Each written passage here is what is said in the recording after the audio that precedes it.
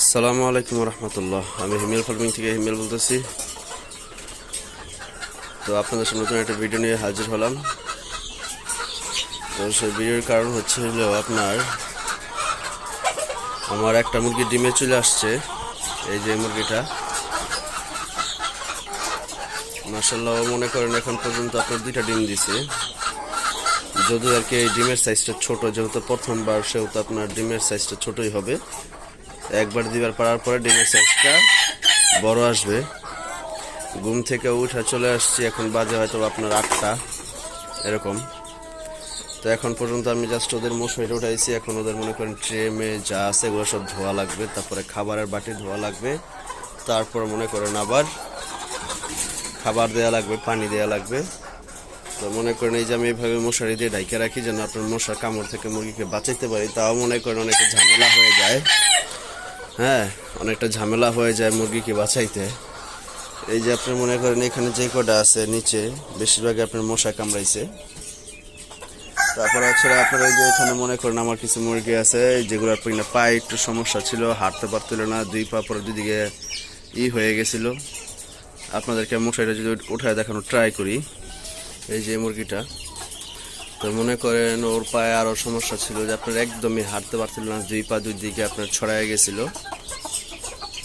তো এখন ওষুধ পানি দিতেছি। তো আলহামদুলিল্লাহ আগের থেকে অনেকটাই সুস্থ দেখতে পাচ্ছেন, সে হাঁটতে পারতেছে। তাও আর কি একটু ঝামেলা হইতেছে। তো ইনশাল্লাহ আশা করি ঠিক হয়ে যাবে। আর এই দেখতে পাচ্ছেন এটা হচ্ছে কি আপনার এখান থেকে বের হয়ে গেছে। আবার এখানে রেখে দিতেছি, যেহেতু বাচ্চাগুলো মোটামুটি আলহামদুলিল্লাহ বড় হচ্ছে। তো এগুলো ভাবতেছি আমার নিজের খামারের জন্য রেখে দেবো। এগুলো নিজের খামারের জন্য রেখে দেবো। এখানে 2টা আপনার গলা ছিল আছে।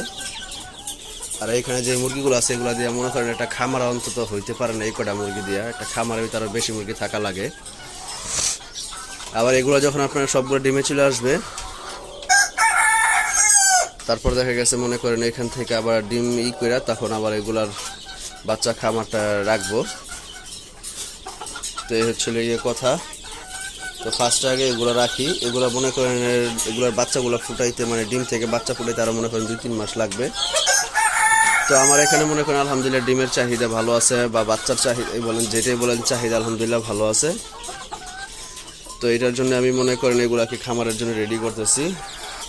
এগুলাকে আমি এই সমস্ত যে খালি খাঁচা যেগুলো সেগুলো পূরণ করতে পারি। আর এই হচ্ছে আপনার এখানে যে মোরগগুলো দেখতে পাচ্ছেন এগুলো আসলে মোরগের খাঁচা না।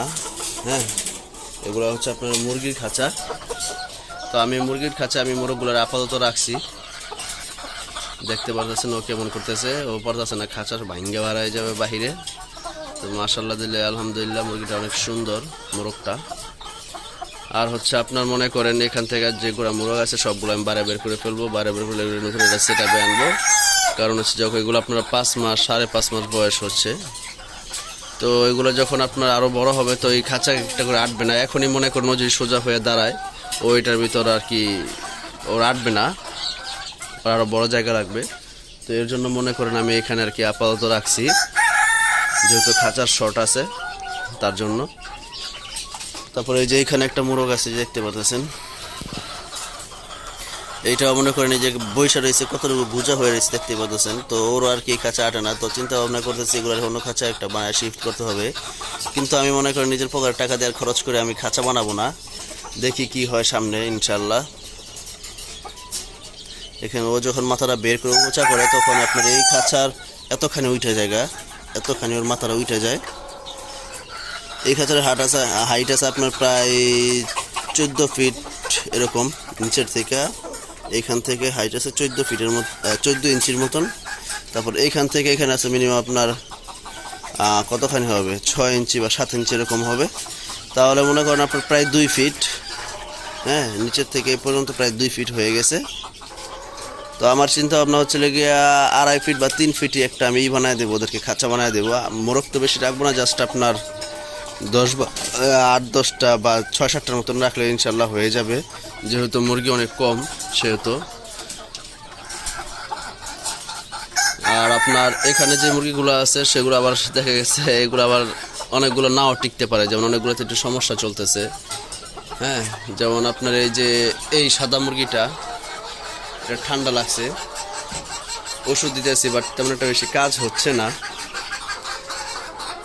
তারপর হচ্ছে আপনার এরকম আরো কয়েকটা আছে। এই যে এই মুরগিটা ভালো ছিল, তো এখন আবার এই মুরগিটা একটু অসুস্থ। যদি ওরা বাথরুমটা দুটো এখানে ট্রাই করি, এই যে দেখেন ওষুধ চলতেছে আলহামদুলিল্লাহ। এখন বাকিটা আল্লাহর উপর। এরকম মনে করেন বেশিরভাগ এইখানকার মানে এইগুলো যেগুলো আছে বেশিরভাগ মুরগি এরকম অসুস্থ। ওষুধ পানি ঠিকই চলতেছে, এখন দেখা যাক বাদ বাকিটা আল্লাহ ভালো জানে। আর আপনারা সবাই দোয়া করবেন আর ভালো থাকবেন। তো আজকের মতো এখানে বিদায় নিচ্ছি। আসসালামু আলাইকুম।